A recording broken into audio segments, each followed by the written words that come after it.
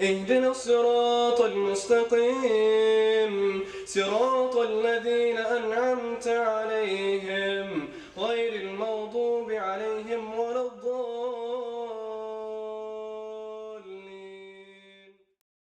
To the new families, I would say without any exaggeration, we are the best school in the United States. There is no other school like this. My name is Abdulaziz Ismail, and today I'd like to ask Abdurrahman Porto and Haris Halak some questions. Let's start off with Abdurrahman Porto. I'd like to ask you, why did you attend Salam Academy over public schools? What did you prefer in Salam Academy that public schools didn't have? Well, the main thing I prefer over public schools is the separation between the male students and the female students. Interesting. What about you, Haris? What's your opinion on this? We have some responsibilities such as taking care of the kids at the Masalla and leading prayer. Okay, moving on to the second question. Haris, what are some of your achievements or lessons you've gained here in Salam Academy? I have a higher understanding of U.S. government and trigonometry. Nice. What about you, Abdurrahman? Well, one of the things I've achieved is winning the PSIA a few years ago, and also currently taking the dual credit program through the school, which enables me to take my college credits and my high school credits at the same time. Last question I want to ask you is, what's your most favorite aspect of Salam Academy? I love the Islamic environment and the brotherhood here. I also love the fact that we're taught our religion and our Islamic values. What about you, Haris? Islamic teaching is implemented well into our curriculum. If you look at our results, if you look at our academics, if you look at the behavior of our children, I am extremely proud of our 11th and 12th graders. I mean, I'm not exaggerating when I'm saying this. We have seen a lot in 8 years in this institution. I have seen other Islamic schools, I have seen public schools, I have seen private schools. You will not find that many kids like this. Our 11th and 12th graders have more maturity level than other schools. They come to me with a sense of responsibility. They ask me if they could help us. And there are very few people like that. And they know us very well. They are mindful of our feelings. I mean, these are kids from different backgrounds. They all have one thing in common. They know when we get upset, and they know when we are happy. That's the most beautiful thing you could ever teach to our children. If the parents have children who understand them, how they feel, and they are mindful, even though the children might not agree with you. Our students don't agree with me. Our students don't agree with our teachers also. But how many times will you see, especially in this society, that they don't agree, but they're going to be just quiet and they're going to be respectful just because they have learned to be like that. They are Muslims. So this is the most beautiful thing.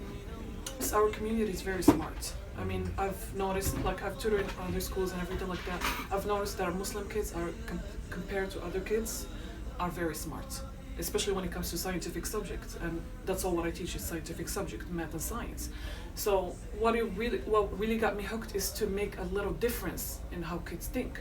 You see a kid has potential, right? And my job is to give them more tricks and more easier ways to improve that potential and make them brighter and smarter than other kids in other schools. And also, we have to take seriously that our kids spend 9 to 8 hours every single day in school.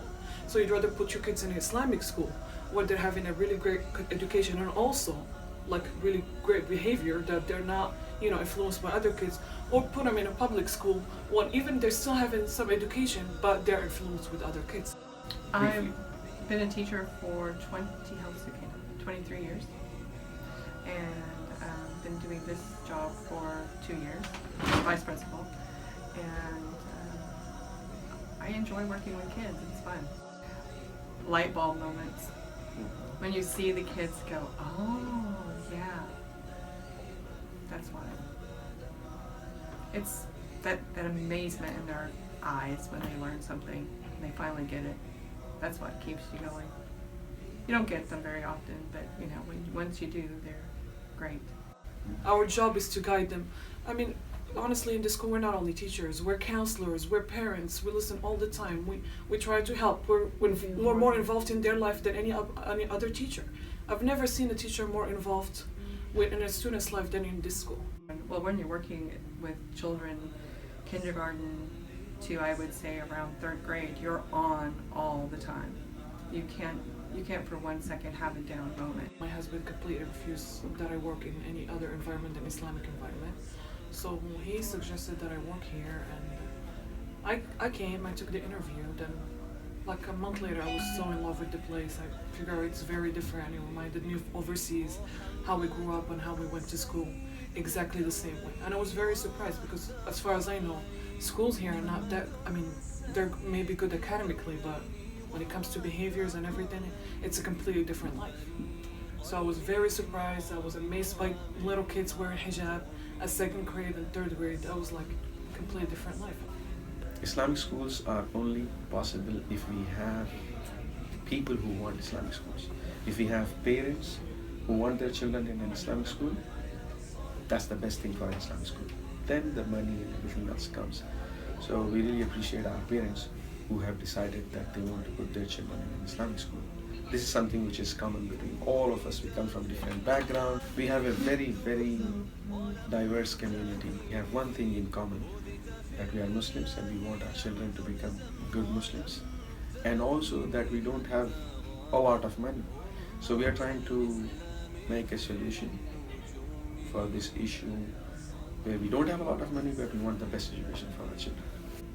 We will have to build this school, and the parents here, the teachers, the students, everybody should realize this. This is a pioneering institution. There is no other institution like this. So in this sense, if we find a problem, if we have an issue, if we don't like something, we will have to improve that. So we discuss, we resolve that issue, and we fix it. We don't run away from our problems. So getting this message across has been tough. But I'm really thankful for the current parents. These are people who have seen a lot of bad things coming to us recently, and they stayed with us. These are the most loyal of our parents, and we are forever indebted to them. I would tell our parents to believe in us, help us more, give us more chance to improve our community, because our message is bigger than this school. We're trying to build a very strong community.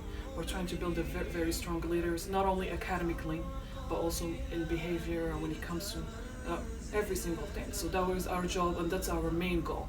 And we're trying to reach this goal. We're in a journey, and without parents, it will be hard for us to reach that journey. Our parents are like our help too.